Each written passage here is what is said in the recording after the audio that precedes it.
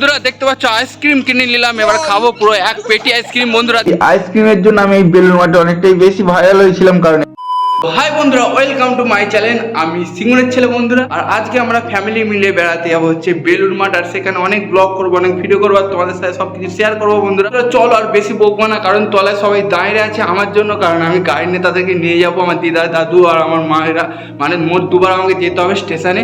তো চলো বেশি দেরি না করে ভিডিওটা চালু করছি। তো বন্ধুরা তোমাদের কাছে একটাই রিকোয়েস্ট, যে পুরো ব্লগটা দেখো, অনেক মজা পাবে, কথা দিলাম। তো শুনছো ভাই, চ্যানেলে নতুন এলে আমার ফ্যামিলির সদস্য হিসাবে তোমাকেও চাই, চলো তাড়াতাড়ি বেড়াতে যাই।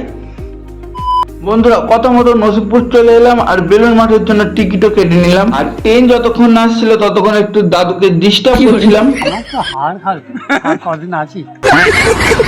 তারপর স্টেশনে এদিক ওদিক করতে করতে বন্ধুরা ট্রেন চলে এলো। দেন ট্রেনে উঠে বললাম, ট্রেনটা বেশ ফাঁকাই ছিল বন্ধুরা। তারপর মাসি মেসো ভাই তো আগে থেকেই আসছিল, তো এখানে দেখা হয়ে গেল। আবার আমি দাদু আর ভাই একসাথে বসে মজা করতে করতে চলে গেলাম বন্ধুরা বেলুড় স্টেশনে। তারপর সেখান থেকে আবার টোটোয় উঠে বসলাম বন্ধুরা। আমি আর দাদু ভিডিও করতে করতে আবার চলে গেলাম বেলুড় মাঠে। আজকে বন্ধুরা ছিল হচ্ছে দুর্গাপুজোর নবমী, তো চারিদিকটা দেখছিলাম অসাধারণ দেখতে লাগছিল। তোমাদেরকে একটা কথা বলি বন্ধুরা, তোমরা হয়তো বিশ্বাস করবে না, এই বেলুড় মাঠে আমি এই 22 বছর অভিজ্ঞতায় একবার এলাম। তারপর বন্ধুরা আরো ভিতরে ঢুকে বললাম, আর যত ভিতরে ঢুকছিলাম বন্ধুরা তত দারুণ লাগছিল। বাট এখানে আবার ফটো তোলা বা ভিডিও করা নট অ্যালাউ। তাই এদিকে গঙ্গার পাড়ে চলে এলাম বন্ধুরা ভিডিও করবো বলে। আর এইদিকে সবুজ মাঠ দেখতে পাচ্ছ, আমি এতদিন ফোনে দেখেছি, আজকে নিজের চোখে দেখছি।